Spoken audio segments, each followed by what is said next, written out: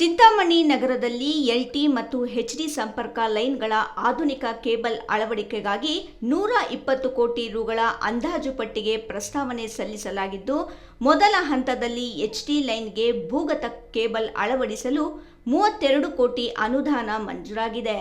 Tender ಪ್ರಕ್ರಿಯೆ ಮುಕ್ತಾಯವಾಗಿದ್ದು, ಶೀಘ್ರದಲ್ಲಿ ಕಾಮಗಾರಿ ಆರಂಭವಾಗಲಿದೆ ಎಂದು ಉನ್ನತ ಶಿಕ್ಷಣ ಸಚಿವ ಡಾಕ್ಟರ್ ಎಂಸಿ ಸುಧಾಕರ್ ಹೇಳಿದರು.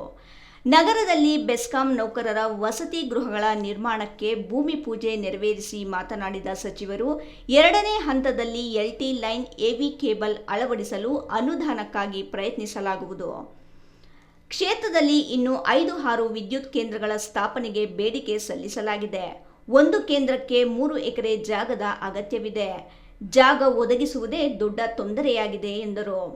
ಬೆಸ್ಕಾಂ ಇಲಾಖೆ ನೌಕರರ ವಸತಿ ಗೃಹಗಳ ನಿರ್ಮಾಣಕ್ಕೆ ಬೇಡಿಕೆ ಸಲ್ಲಿಸಿದ್ದರು. ಅಪಾರ್ಟ್ಮೆಂಟ್ ಮಾದರಿಯಲ್ಲೇ 8 ಬ್ಲಾಕ್ಗಳ ನಿರ್ಮಾಣ ಮಾಡಲು ನೀಲಿ ನಕ್ಷೆಯನ್ನು ತಯಾರಿಸಲಾಗಿದೆ. ಮೊದಲ ಹಂತದಲ್ಲಿ 1 ಬ್ಲಾಕ್ 3 ಅಂತಸ್ತಿನ ಕಟ್ಟಡ ನಿರ್ಮಾಣಕ್ಕೆ ಭೂಮಿ ಪೂಜೆ ನೆರವೇರಿಸಲಾಗುತ್ತಿದೆ. ಹಂತ ಹಂತವಾಗಿ ಉಳಿದ ಬ್ಲಾಕ್ಗಳ ನಿರ್ಮಾಣ ಮಾಡಿ ಅಧಿಕಾರಿಗಳಿಂದ ಕೊನೆಯ ಹಂತದ ನೌಕರರವರೆಗೂ ವಸತಿ ಗೃಹಗಳನ್ನು ಒದಗಿಸಲಾಗುವುದು ಎಂದರು. ಬಜೆಟ್ ಮಂಡನೆಯಾದ ನಂತರ ಉಳಿದ ಬ್ಲಾಕ್ಗಳ ನಿರ್ಮಾಣಕ್ಕೆ ಅನುದಾನ ಮಂಜೂರು ಮಾಡಲು ಬೆನ್ನತ್ತಲಾಗುವುದು. ವಸತಿ ಗೃಹಗಳ ಬ್ಲಾಕ್ಗಳ ಅಂತಸ್ತುಗಳನ್ನು ಹೆಚ್ಚಿಸಿ ಸ್ಥಳಾವಕಾಶವನ್ನು ಉಳಿಸಬೇಕು. ವಸತಿ ಗೃಹಗಳು ಮಕ್ಕಳಿಗೆ ಆಟವಾಡಲು ಹಾಗೂ ಉತ್ತಮ ಗಾಳಿ ಬೆಳಕಿಗೆ ಅನುಕೂಲವಾಗುತ್ತದೆ ಎಂದು ತಿಳಿಸಿದರು. ಶಕ್ತಿ ಮಿತ್ರರು ಅತ್ಯಂತ ಕಷ್ಟದ ಕೆಲಸವನ್ನು ನಿರ್ವಹಿಸುತ್ತಾರೆ.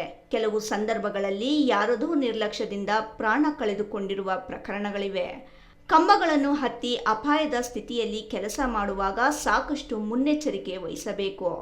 ಸಂಬಂಧಪಟ್ಟ ಅಧಿಕಾರಿಗಳು ಸಹ ಜಾಗೃತಿ ವಹಿಸಬೇಕು ಎಂದು ಸಲಹೆ ನೀಡಿದರು. ರೈತರು ಮತ್ತು ಸಾರ್ವಜನಿಕರಿಂದ ಯಾವುದೇ ದೂರುಗಳಿಗೆ ಅವಕಾಶವಿಲ್ಲದಂತೆ ಕರ್ತವ್ಯ ನಿರ್ವಹಿಸಬೇಕು. ಯಾರಿಗೂ ತೊಂದರೆ ಕಿರುಕುಳವಾಗದ ರೀತಿಯಲ್ಲಿ ರೈತರ ಹಾಗೂ ನಾಗರಿಕರ ಸ್ನೇಹಿಯಾಗಿ ಕೆಲಸ ಮಾಡಿ ತ್ವರಿತವಾಗಿ ವಿದ್ಯುತ್ ಸಮಸ್ಯೆಗಳನ್ನು ಬಗೆಹರಿಸಬೇಕು ಎಂದು ಮನವಿ ಮಾಡಿದರು. ನಮ್ಮ ಬೆಸ್ಕಾಂ ನೌಕರರಿಗೆ ವಸತಿ ಕಟ್ಟಡ ಶಂಕುಸ್ಥಾಪನೆ ಮಾಡುವಂಥದ್ದಕ್ಕೆ ಇವತ್ತು ನಾವು ಬಂದಿದ್ವಿ.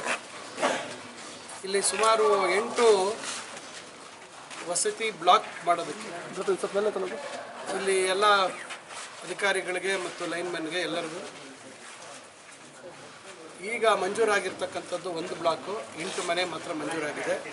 ಗ್ರೌಂಡ್ ಫ್ಲೋರಲ್ಲಿ ಪಾರ್ಕಿಂಗ್ ಇರ್ತದೆ. ಫಸ್ಟ್ ಫ್ಲೋರ್ ಸೆಕೆಂಡ್ ಫ್ಲೋರಲ್ಲಿ 4 ಮನೆ ಇರ್ತದೆ. ಅದೇ ನಾವೀಗ ಕೇಳಿರುವಂಥದ್ದು ನಾವು ಹೆಚ್ಚುವರಿಯಾಗಿ ಕೇಳಿದ್ದೀವಿ. 8 ಬ್ಲಾಕ್ ಕೇಳಿದ್ದೀವಿ. ಎಕ್ಸಿಕ್ಯೂಟಿವ್ ಇಂಜಿನಿಯರಿಂದ ಹಿಡಿದು ಎಲ್ಲರಿಗೂ ಕೆಳಮಟ್ಟದ ಎಲ್ಲರಿಗೂ ಲೈನ್ಮನ್ಗಳಿಗೂ ಸೇರಿ ಇವತ್ತು ಇಲ್ಲಿ ಆಗಬೇಕು ಅಂತೇಳಿ ವರ್ಟಿಕಲ್ ಆಗಿ ಕಟ್ಟಬೇಕು ಅಂತೇಳಿ ಕೇಳಿದ್ದೀವಿ. ಈಗ ಏಪ್ರಿಲ್ ಆದ ನಂತರ ಅದಕ್ಕೆ ಮಂಜೂರಾತಿ ಕೊಡ್ತೀವಿ ಅಂತಕ್ಕಂಥ ಭರವಸೆ ಕೊಟ್ಟಿದ್ದಾರೆ. ಈಗ ಮೊದಲನೇ ಹಂತದ 1 ಬ್ಲಾಕ್ಗೆ ಇವತ್ತು ಪೂಜೆಯನ್ನು ಮಾಡಿದ್ದೀವಿ. ಮತ್ತು ಈಗ ಚಿಂತಾಮಣಿಯಲ್ಲಿ high tension line HT line ಮತ್ತು LTಗೆ ನಾವು ಸುಮಾರು 120 ಕೋಟಿಗೆ ಒಂದು ಅಂದಾಜು ಮಾಡಿಸಿದ್ವಿ ಕೇಬಲ್ ಮಾಡಲಿಕ್ಕೆ. ಈಗ ಮೊದಲನೇ ಹಂತದಲ್ಲಿ 32 ಕೋಟಿ ಮಂಜೂರಾಗಿ ಈಗಾಗಲೇ ಮಾನ್ಯ ಮುಖ್ಯಮಂತ್ರಿಗಳು ಶಂಕುಸ್ಥಾಪನೆಯನ್ನು ನೆರವೇರಿಸಿದ್ದಾರೆ ಕಳೆದ ನವೆಂಬರ್ ತಿಂಗಳಲ್ಲಿ. ಈಗ ಅದು ವರ್ಕ್ ಆರ್ಡ್ರು ಈಗ ಸದ್ಯದಲ್ಲಿ ಕೊಡ್ತಾ ಇದ್ದಾರೆ. ಈಗ ಅದು 32 ಕೋಟಿಯಲ್ಲಿ ನಗರದಲ್ಲಿ ಎಲ್ಲೆಲ್ಲಿ ಹೈ ಟೆನ್ಷನ್ ಲೈನ್ ಇದೆ ಅದೆಲ್ಲ ಅಂಡರ್ಗ್ರೌಂಡ್ ಕೇಬಲ್ ಆಗುತ್ತೆ.